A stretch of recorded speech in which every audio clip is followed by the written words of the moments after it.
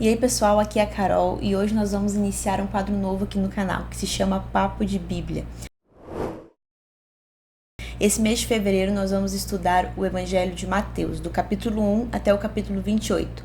Iniciamos hoje no dia 1º de fevereiro e vamos até o dia 28 de fevereiro, fazendo vídeos diariamente, comentando os capítulos do Evangelho de Mateus. Hoje, como nós vamos começar, nós vamos falar do Evangelho de Mateus no capítulo 1. Primeiramente, ele começa sobre toda a genealogia de Jesus e o restante que fala sobre o nascimento, que viria a ser o nascimento de Jesus. Porém, eu não vou ler todo esse capítulo aqui com vocês, até porque ele é um capítulo bem curtinho e eu prefiro que vocês façam essa leitura ou antes de assistir esse vídeo ou depois, para vocês entenderem um pouco melhor o que eu quis comentar aqui com vocês, certo? Eu gostaria de fazer só alguns comentários iniciais aqui. O Evangelho de Mateus é o evangelho que pertence aos evangelhos sinóticos, ou seja, evangelhos que têm uma mesma visão, concordam basicamente com as mesmas, na contação ali das mesmas histórias, os fatos que aconteceram na vida de Jesus. Eu fiz um vídeo, inclusive, sobre os evangelhos sinóticos, eu vou deixar em um card em algum lugar aqui do vídeo, tá? Então, basicamente é isso, os evangelhos sinóticos são Mateus, Marcos e Lucas. O evangelho de João não está incluído dentro dos evangelhos sinóticos, certo? Então, isso é só para nós termos uma visão geral aqui. Talvez futuramente a gente vá fazer alguns vídeos sobre os outros evangelhos, mas esse mês nós vamos começar apenas com o evangelho de Mateus. E hoje falando especialmente sobre o capítulo 1.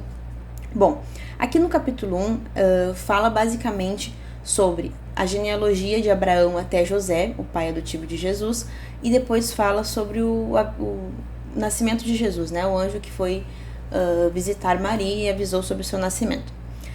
Muitas pessoas não gostam dessa parte, ou até acham um pouco chato de ler, um pouco maçante, talvez por também não entender o porquê que ela está ali, essa parte aqui da genealogia. Eu confesso pra vocês que quando eu era adolescente, que eu lia genealogia, eu ficava, meu Deus, por que tá aqui esse tanto de pai de filho, que fulano gerou fulano, enfim. Mas hoje eu entendo a importância disso, né? Se tá aqui é porque Deus tinha algo para ensinar em relação a isso e Deus queria que nós aprendêssemos algo com isso. Então, se tá na Bíblia, é para nosso ensino. Tudo que está escrito na Bíblia é para nosso ensino.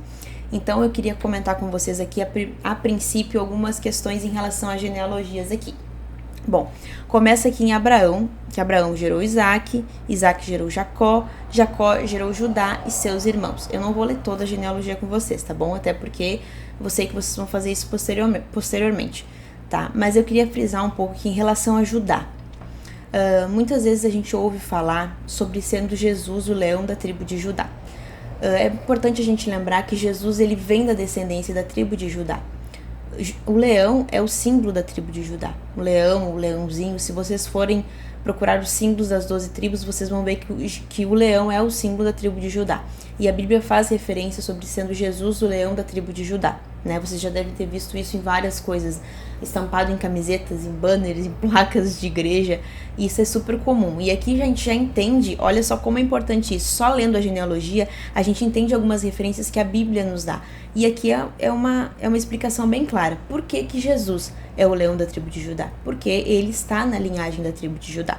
E seguindo aqui vai falar sobre Aminadab, que gerou Nasson, Nasson gerou Salmon, Salmon gerou Boaz. Esse Salmon foi o Salmon que casou-se com Raabe. Raabe é a prostituta que está citada lá no livro de Josué, certo? Aqui a gente tem então Salmon gerou Boaz, cuja mãe foi Raabe. Boaz gerou Obed, cuja mãe foi Ruth. Boaz e Ruth tiveram um filho chamado Obed, que Obed gerou Jessé, e Jessé que foi o pai de Davi. Aqui nós temos outro ponto importante, porque Davi tem citações na Bíblia que falam Jesus, filho de Davi. O próprio cego de Jericó falou isso, Jesus, filho de Davi, tem misericórdia de mim. Mas por que Jesus, filho de Davi? Se o pai adotivo de Jesus na terra foi José e o pai verdadeiro de Jesus é Deus, porque Jesus está na linhagem de Davi. Isso parece um pouco óbvio para alguns estudiosos da Bíblia, mas para algumas pessoas que estão começando a ler agora a Bíblia, isso fica completamente confuso, né? E eu acredito que quando nós começamos a ler a Bíblia, a gente também teve essas dúvidas pequenas. E o meu foco maior aqui é ajudar esse pessoal que está começando a ler a Bíblia agora. Então, se você não sabia disso, agora você está sabendo. Por isso que Jesus é chamado Jesus, filho de Davi, porque ele está ligado à linhagem do rei Davi. Depois dessa parte que a gente tem sobre Davi, que gerou Salomão, cuja mãe tinha sido a mulher de Urias, né? Aqui já faz referência ao Antigo Testamento, toda aquela questão de Betseba, enfim. E Salomão gerou a Roboão. Aqui em Roboão nós temos uma outra questão, que nós podemos nos lembrar, quem também já tem um pouco mais de conhecimento, que em Roboão acontece o reino dividido, né? Que o povo se divide em duas partes, o sul e o norte. Então fica Judá e o restante das tribos de Israel. Mas isso você vai estudar em um outro momento, tá? Que é só pra gente ver o quantas citações, quantas referências acontecem dentro de um pequeno trecho que fala sobre genealogias. Depois fala ali sobre Roboão, enfim, até que o povo ali é conquistado, né? E é levado cativo para a Babilônia. E aí fala sobre Joaquim, que foi o penúltimo rei de Judá. E depois já segue a genealogia em questão já da parte do exílio babilônico, certo? E depois, por fim, vai aparecer ali, Eleazar gerou a Matã, Matã gerou a Jacó, e Jacó gerou a José. Parece uma coincidência que, né, Jacó gerou a José no Antigo Testamento e Jacó gerou a José, mas não são as mesmas pessoas, né? Jacó gerou a José, marido de Maria, da qual nasceu Jesus, que é chamado Cristo.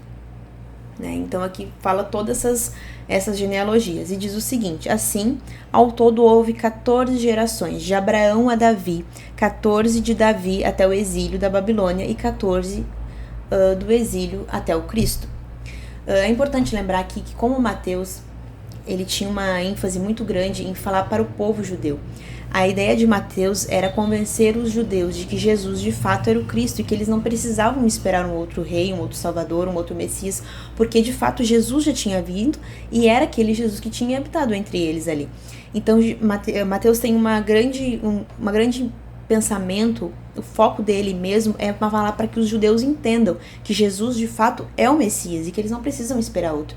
Então você vai ver no decorrer do Evangelho de Mateus que ele vai fazer várias citações ao Antigo Testamento. Por quê? Para fortalecer aquele pensamento de que, olha só, a profecia está se cumprindo, o que estava escrito lá na Torá, o que estava escrito sobre Jesus no Antigo Testamento está se cumprindo agora. Ele de fato é o Messias, porque tudo que foi escrito sobre Jesus de fato se cumpriu. Então vocês não têm por que não acreditar nele. E aqui nós temos no versículo 22 uma prova muito forte disso, que é o seguinte, que diz o seguinte: tudo isso aconteceu para que se cumprisse o que o Senhor dissera pelo profeta: a virgem ficará grávida e dará à luz a um filho, e chamarão Emanuel, que significa Deus conosco. Aqui ele já faz a primeira citação. Além de toda a genealogia dos patriarcas, ali dos reis, ele faz questão de, já no primeiro capítulo aqui, já colocar uma referência que diz: eis como disse o profeta, ou seja, o que o profeta disse se cumpriu, esse de fato é o Messias. E aqui, depois dessa citação que Mateus faz, já parte ali para os sonhos de José, enfim, que o anjo do Senhor tinha ordenado que recebesse Maria, enfim, e acaba o capítulo ali. Depois já começa o capítulo 2. Então é importante vocês verem que só em um capítulo bem curto, por sinal, fala da genealogia e fala sobre o nascimento de Jesus. São coisas muito ricas que são ensinadas em um capítulo curto. Porém, a gente tem que parar para ler com paciência e com calma para que a gente aprenda.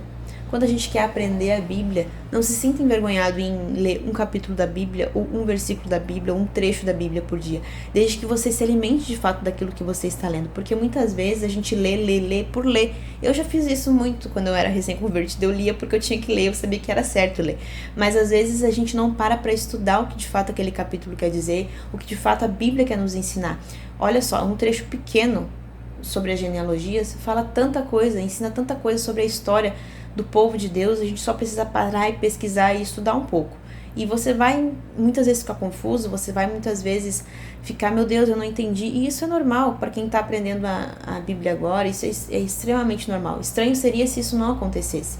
Então, eu queria trazer para vocês hoje essas curiosidades, esses adendos aqui sobre o Evangelho de Mateus, principalmente aqui no capítulo 1, que hoje é o dia que nós vamos falar sobre ele. Amanhã nós temos o nosso vídeo posterior, que é do capítulo 2, e assim nós vamos seguir até o final desse projeto de falar sobre o Evangelho de Mateus, que termina no dia 28 de fevereiro, tá bom? Eu espero muito que vocês tenham gostado desse vídeo. Se você gostou, deixa o seu like, compartilha com alguém que você sabe que vai agregar esse conteúdo. E compartilha com geral, compartilha com a sua família, com seus amigos, para que todos saibam que é importante a gente ler e ler com atenção e estudar as escrituras, tá bom? Eu espero que vocês tenham gostado, se inscreva aqui no canal, deixe seu comentário se você viu que faltou alguma coisa ou se você quer que a gente fale sobre algum outro conteúdo também. Eu espero que você tenha gostado e até o próximo vídeo. Um abraço, que Deus te abençoe. Tchau, tchau.